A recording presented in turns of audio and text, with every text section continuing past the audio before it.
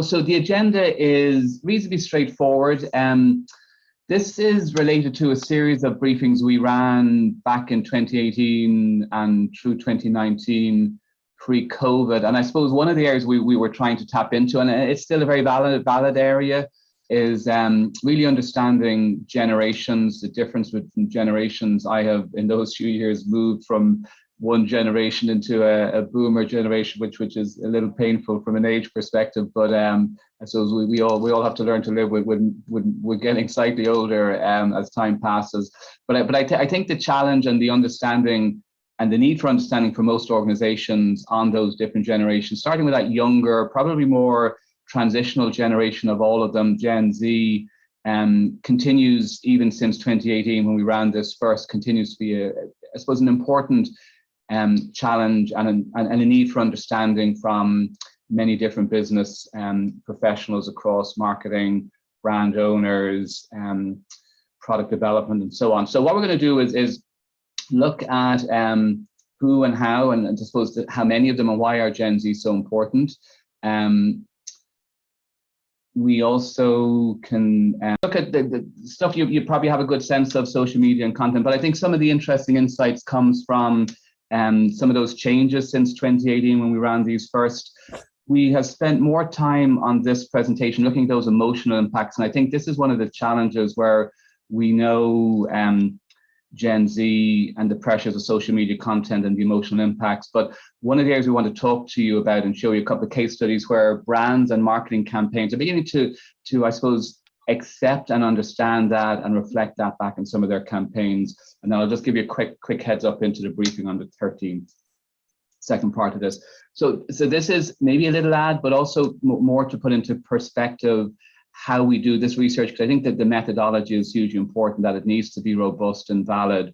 So I'll jump straight into the middle image there, visual proprietary research panels. So we have built over the last number of years a range of research panels. Our two core ones, and the one we've used most for today, is our consumer decisions panel. That's about 40,000 adult members nationwide. So we use those for all our research projects, be they face-to-face, phone. A lot of our quantitative surveys are online, and that's becoming obviously the industry norm. We do a lot of video focus groups and so on. But they're core to our business. We don't share those panels with any other third parties. We use them exclusively for our own research. So they're very robust. We manage our members well. We take their feedback to make sure that we give them good and deliver good surveys for them, and good, honest and unbiased surveys.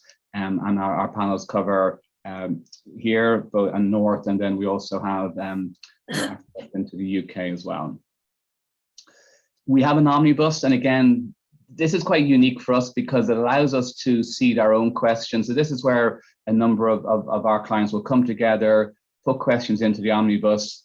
They know it runs every 2 weeks, and on that we deliver 1,000 responses on a nationally representative basis. And we can do what we call boosts, and this is something we do for these specialist research projects. So we have a boost for parents that have children that sit within Gen Z. We have a boost on those younger age groups using our teens and youth panels. So it allows us to really tap into specialist age groups or specialist topic areas as needed. And as I said, our specialist groups are teens and youths, which we built since 2018, since when we launched this. And this allows us to tap into, I suppose, those teens 13 plus right through when they come into adulthood, 18 plus, in terms of I suppose when we start thinking about them as a marketing cohort, and then it allows us to really kind of track and follow those over time as they go from Gen Z into Gen Y and so on. Just bear with me, I'm just going to let in a couple of people. In terms of methodology, just very briefly, we seed, as I mentioned, questions in our own omnibus over time, and this is where we've been tracking, and within this and also the next briefing on the 13th, we've quite a lot of content, which is why we felt we needed to split it in two. For today, so for the series we're doing, we're also looking at, come back in September, the difference between generation X, Y, Z and boomers and so on, and that's using our omnibus, and that's nationally representative. But today we're looking at Gen Z, which has a couple of additional boosts, which so would be much more than the national average in terms of over 500 parents of Gen Z children, and then the sample size of Gen Z teens and youth we're talking to as part of this survey is 310. So both are very robust samples, and I explain when we get through this which is which in terms of the answers and the content. Why they're important? Really, there's two kind of splits, and depending on research you look at, some people talk about Gen Z being a little bit younger, a little bit older. We're starting really with two clear groups: teens 13 to 18. So there's over just 432,000 of those nationwide. And again, you'll see this through the age groups as well. Very similar split in terms of gender.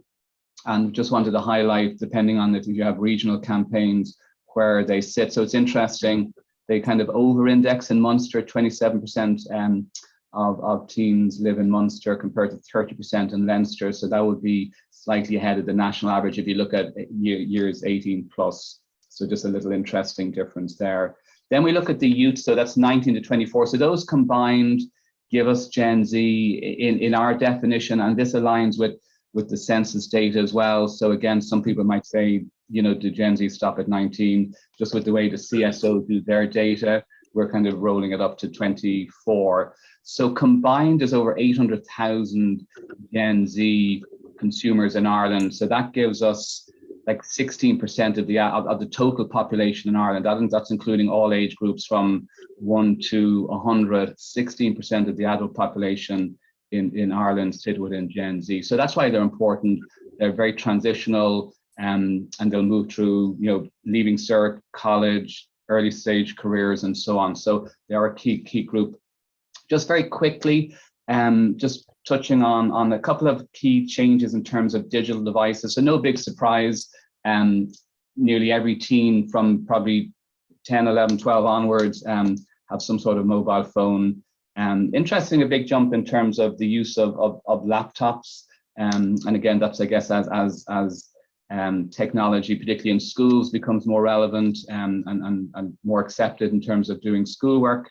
One of the key themes we see in this, which I think is probably one of the key interesting areas of the device usage, is TVs. So again, with smart TVs, more intelligence in the TVs, they're becoming a much more common digital device. And again, in terms of apps, in terms of games, in terms of obviously streaming services and so on.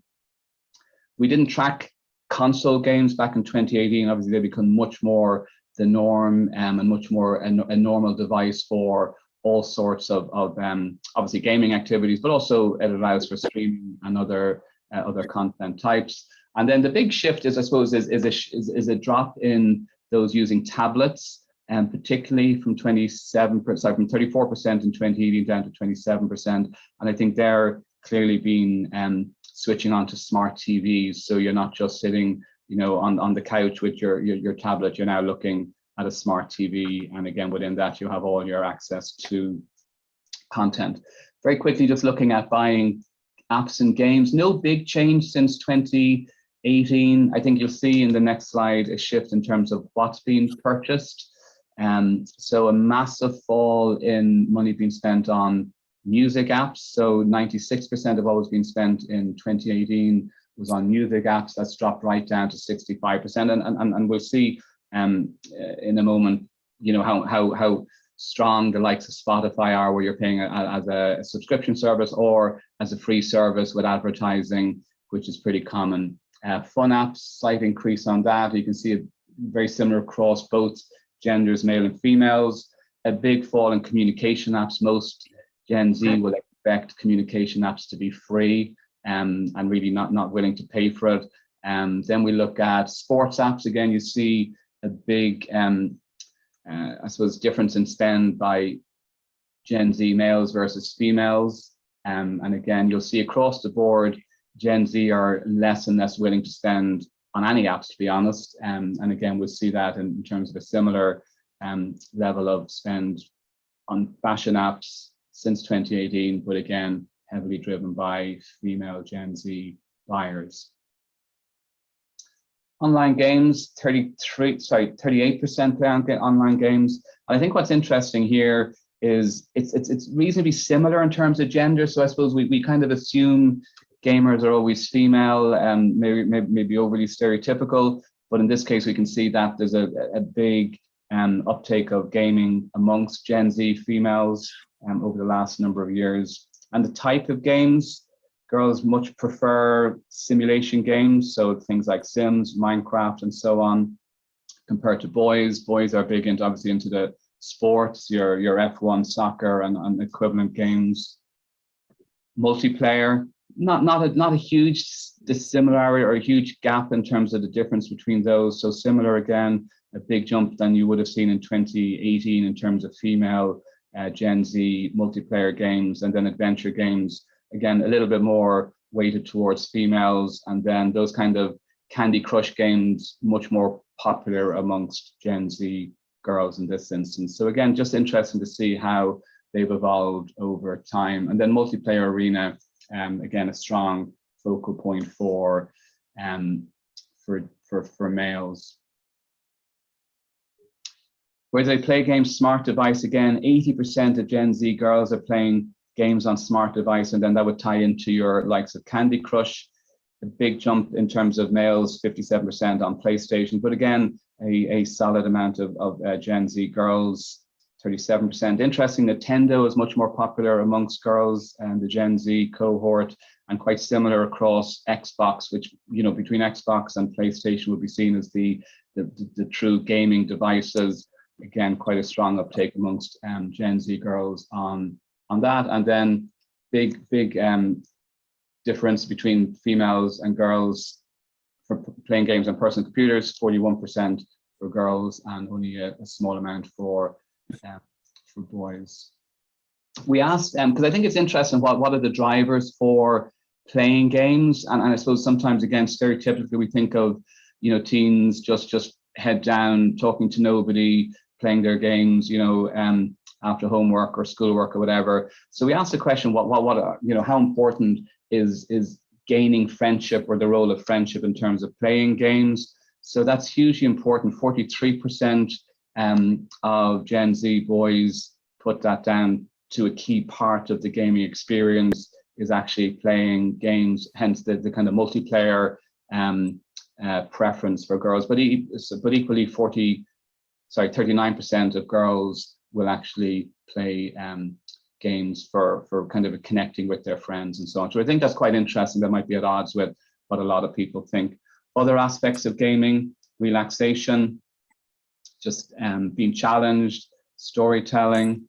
Again, that connection with friends, as I just called out, 24% of girls, 29%. Competitiveness, again, quite similar across the genders. Customizing characters, really interesting, 35% for girls. Socializing, 33% for girls. And then just killing time, again, slightly higher for girls as well. And the reason why these are becoming important is if brands are thinking about how do we engage with Gen Z in new ways, these are some clues to kind of shift away from, you know, your more generic online or social media campaigns. It's really been able to tap into those communities that have grown over time. And again, the big role that Gen Z girls have. Just finally on this section, TV content is really interesting. You know, Gen Z are getting back to TV. You know, when we looked at this back in 2018, we saw only 34% of all Gen Zs were actually using TVs for watching TV and watching shows. That's jumped back up to 44%. And as we know, most TVs now will come with Netflix and Amazon and Disney and so on. So that's seen a big shift. Content on phones, no big shift. Big jump back to TV again. Big jump in terms of laptops for content. Again, same that you have your Now TV on your PC, on your smart TV and so on. And then gaming, we see a bit of an increase there since 2018. And then finally, just on TV profiles. So when we looked at this back in 2018, 50% of boys were watching TV content on TVs. It's strange to have to say it that way. And that's really flipped back into 2023, where that's jumped to 49% of girls are looking at TV content on their TV, assuming it's a smart TV, and a slight fall off for boys at 38%. Again, girls consuming TV down on sorry, down.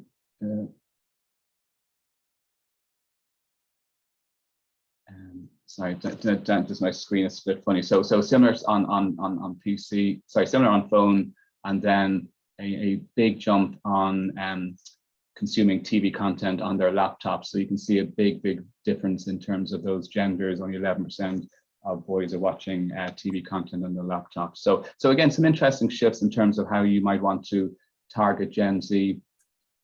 In terms of what apps they're using, this is really interesting. So the biggest shift I think you can pull out here in terms of content is back in 2018, Gen Z were using as much free content as possible in terms of those streaming, whether they're legal or illegal sites. Back in 2018 was the big driver. When we look at 2023, again, we see Netflix, a significant increase in YouTube, Disney, Prime, and so on. So they are willing to pay for content, or willing to push their parents to pay for content. So you can see a big shift from free to subscription-based services. Just to quickly through this, not a huge difference in terms of time watching TV, just shy of 2 hours on a daily basis. It's still sizable enough. Music, again, I'll just quickly fly through this. Again, mostly phones, not a lot on any other device. And that hasn't really changed much since 2018. Time spent, or sorry, the apps used. So again, in terms of music, Spotify still stands strong. YouTube, we've seen a big increase, and then iTunes or Apple Music follows last. In terms of then time spent, so about 2 hours daily listening to music. So 2 hours on TV, 2 hours on music, and then a lot of time on social media, as we'll see next. So we asked which are the main sites they use. I know some people mightn't call WhatsApp a social media app, but just we asked it in 2018, so we leave it here. Obviously, we'll see a huge increase in usage in 2018 on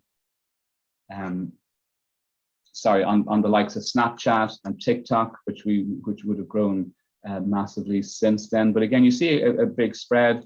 Reddit popular with boys. Again, that's in the news a lot at the minute in terms of both content and IPOing. Instagram remains very strong in terms of visual content sharing, fashion apps, and so on. Again, you'll have more females there. And then Snapchat, hugely popular across both, but more strongly for girls, and same for TikTok. And then boys more strongly aligned with using Twitter, and as I said, Reddit for social media content, and then LinkedIn to a smaller extent. One of the key things we want to find out is what do they trust, and this is where, when we look at the multi-generational briefings in September, is how these vary dramatically by age. But since 2018, we've seen a massive fall off in trust for Twitter. If you look at it, it's kind of halfway down. Only something like 14% of Gen Z trust Twitter.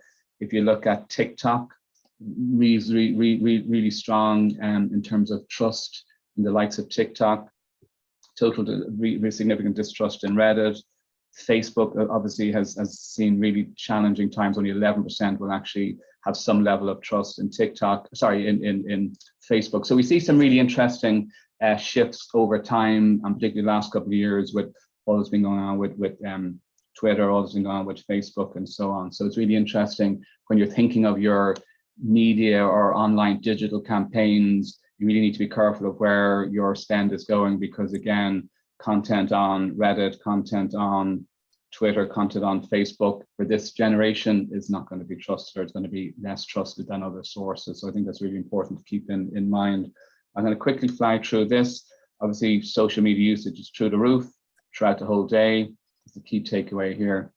So I wanted to kind of jump into the emotional impacts. I think it's important to kind of get into that, and that really feeds into the two case studies which we want to introduce you today. So research we did, we wanted to, one of the areas, and it's a phrase I hate, the kind of the snowflake generation kind of reference.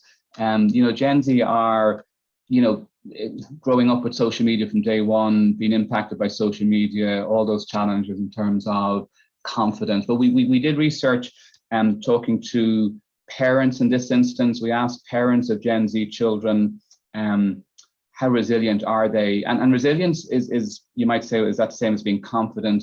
I think resilience, one of the areas we see with Gen Z is their lack of bounceability, their lack of acceptance or being able to cope with failure, their lack of understanding that you can't win everything. Life isn't perfect. You can't look perfect all the time, and coping with those body changes across both genders as they move from teens into adulthood. So it's massive. So that's why we looked at resilience as something that's a little bit bigger than just, are you confident? Because if you're confident, which is fine, but if you fail, no matter how confident you are, you mightn't have that bounce back ability, you mightn't have that ability to cope. So we asked parents of Gen Z children, do they think their children are more resilient than in the past? So 46%, so that's not bad. So it's just shy of 1 and 2 think they are. However, I suppose the number that really stands out, and the one that we'll focus on here, is the 37% who feel that their children are less resilient than maybe their siblings, their older children, or whatever else, and there's no change. So I do think it is something that we think is worth getting our heads around. What impacts resilience? And I said resilience is that really ability to cope with failure, with not making the team, not getting an A, or not getting 365 points in the Leaving Cert. It really is being able to understand how to cope with those changes and those not failures, but not perfection. And I think that's one of the challenges. So social media pressure stands out. 80% of parents who feel that there are challenges with resilience put it down to social media, highest amongst female parents. And these will tap into the case studies I'm going to come to before the end of the end of the presentation. Body image, again, next, and you see that much more pronounced with females, but still comes out strongly with boys as well. Again, female parents are seeing that more strongly than male parents. Cyberbullying we'll touch upon. Again, female parents are seeing that coming through more strongly than male parents. And this isn't a dad or mum comparison, it's just more how parents see things slightly differently.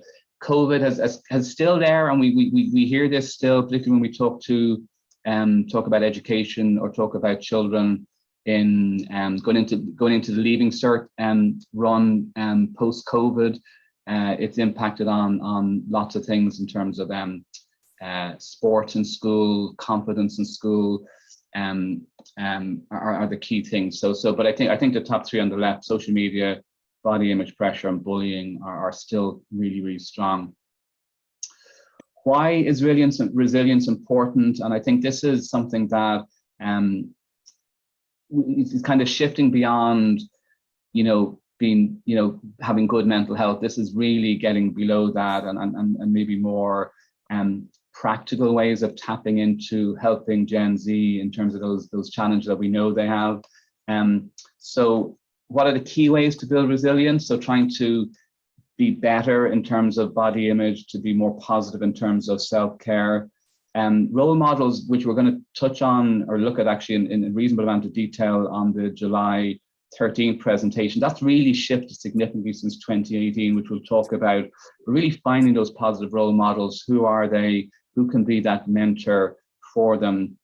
This area of challenging themselves, but trying to do your best, but being happy with doing your best, even if you get, if you don't get the points you want, or you don't get your CAO, or you don't make the team or the A team, it's really being able to cope with that. Parents, obviously, we know are hugely important, and we see this a lot in terms of sports and exams, and parents who don't know when to step back and give room to the Gen Z children, or when they need to offer support. So sometimes that's a little bit disconnected, where they might be overly pushy, maybe for exams or sports, but maybe not there, or not being able to discuss with them failure, or not making the A team, or not getting, getting whatever they want in terms of life's goals. Friendship is hugely important. Getting off social media is important. Assertiveness, you see 84% really assertive, and then sport kind of comes in as well. Why is resilience important? Coping skills, failure, dealing with failure, and how to move on. And I think they're really things that we don't talk about in terms of Gen Z. We talk about mental health, yeah. We talk about I don't know, mainly mental health, maybe the importance of sport. But I think as a parent, it really is more about helping them cope, helping them deal with failure, helping them cope with friends. We know Gen Z friendship can be quite explosive in terms of falling out with people, problem solving, and so on. So I think they're really important areas where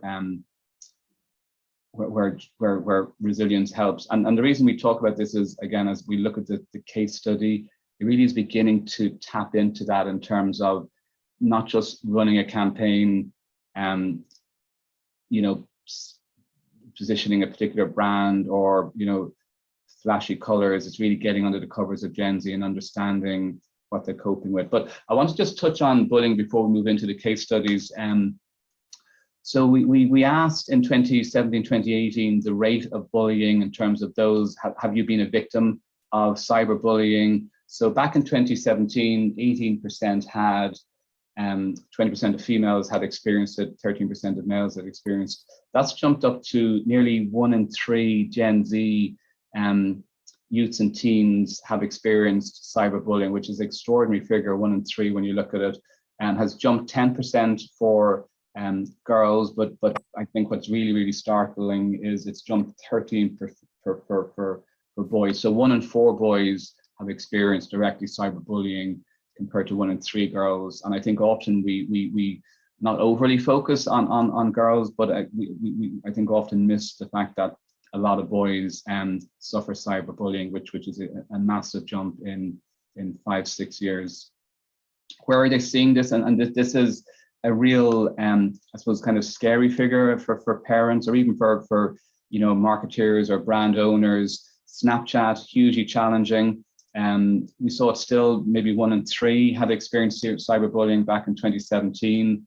That's jumped up to 74%. So those that have experienced cyberbullying, 74% have experienced through Snapchat, which I think is quite extraordinary. TikTok, slightly less, slightly less, significantly less, and again, much less impactful on girls. Only 16% of girls that have experienced cyberbullying, it's been through TikTok, and higher for boys at 30%. The massive shift we've seen, and maybe this is beneficial because Facebook have brought out and have tried to improve this, or probably more likely that this age group have shifted away from Facebook and Twitter into Snapchat, into TikTok, and also into Instagram over the last 5-6 years. But again, if it is down to Facebook doing good things, that's great to know. And then Twitter really as a lower impact area for cyberbullying. And again, because not a lot of Gen Zs will use that. The key finding on this is we asked if you have experience, or if you were experiencing cyberbullying, would you tell somebody? So back in 2017, we saw 66% said they would be likely or very likely. That's dropped down to 50%. The key figure is very likely in 2017 was 40%. Very likely today is now 27%.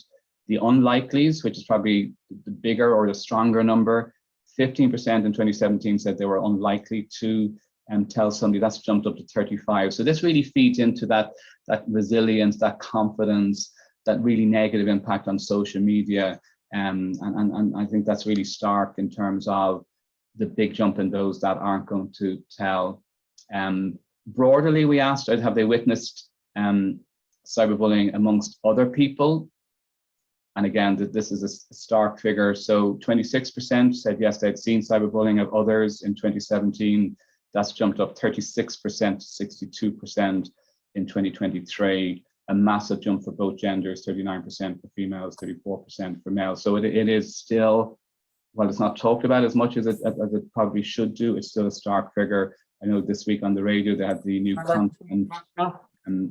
new content authority being set up to really deal with social media organizations on that.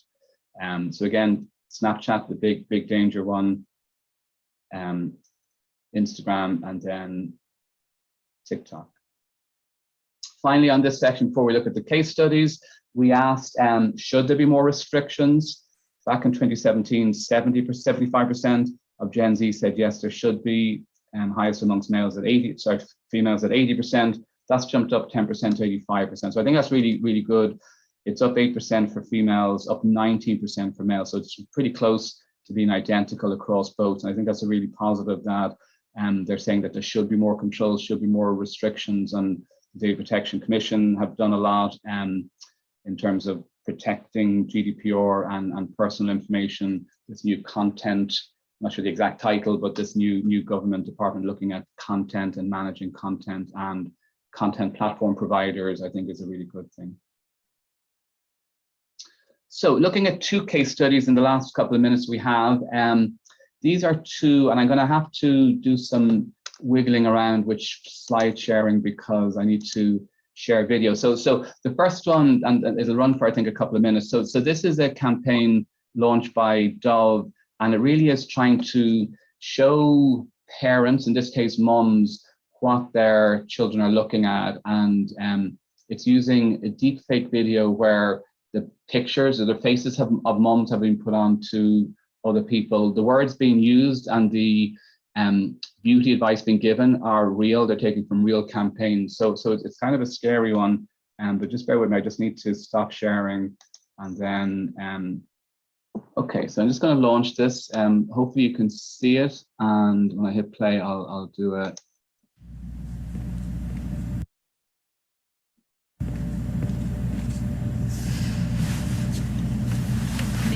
Comfortable. Welcome. Thank you. How do I want to sit? This. Water there. You need a drink. I don't want to ruin the lipstick. Oh yeah.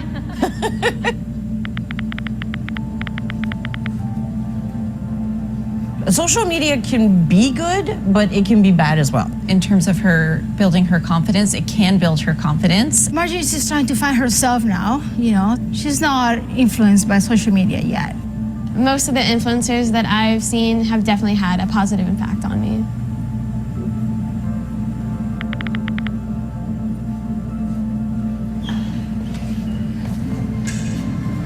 Hey guys, here's a beauty hack I'm obsessed with.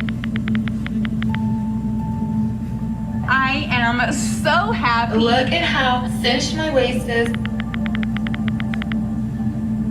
Look at how flat my stomach is. It's the shortcut to flawless skin. You know that Botox doesn't just reduce wrinkles, right? Baby Botox is amazing. You're never too young to start. That is not me. There are these great powders. They stop you feeling hungry so you can always skip breakfast and lunch. And you have to treat yourself to a chemical peel. They're a total glow up. They burn away the top layers of your skin and let new skin grow through. Hey, Mojo. If your teeth are uneven, you can always file them down with a nail file. It's literally so simple. File your teeth. Don't put up with your thin lips, sweetie. Lip filler kits let you inject yourself at home. They're my total go-to.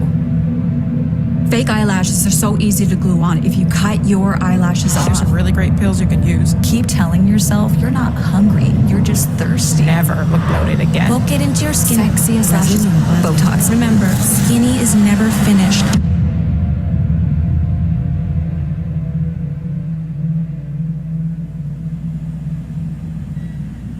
Oh.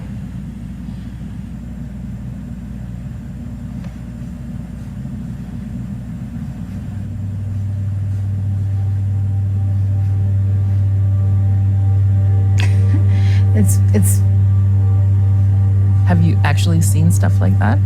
yeah, a lot.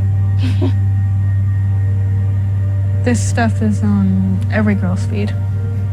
They're watching, right? I mean, at night when I can't see them. It's scary to me that my kids are watching this and they think that's how they have to look. I saw one of the teeth smiling videos. I remember that one. I remember seeing that all over. I know this stuff. I can't prevent them from seeing these, but I can talk to them about it. 100% always be talking. And have Peyton know that she can always ask me anything. My mom has taught me not to listen to people like that and to be proud of who I am.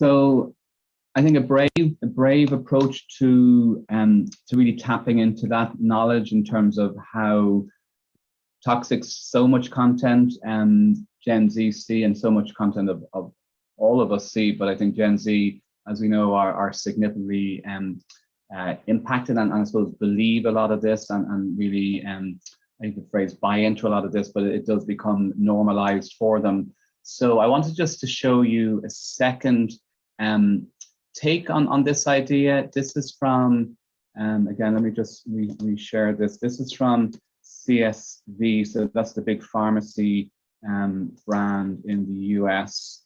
And they have come up with a similar idea, but well, maybe a related idea, if not necessarily similar. So let me just play this and hopefully it works according to. Here's the secret to make your makeup last all day.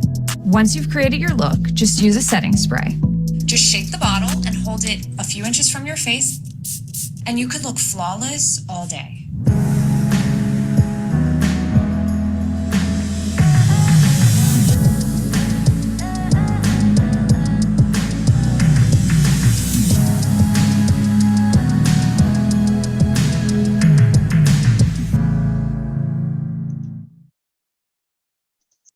So a reasonably straightforward one there. The idea of that was really to highlight the use of things like filters. So those are really changing the people behind the ad or the campaign or the social media activities.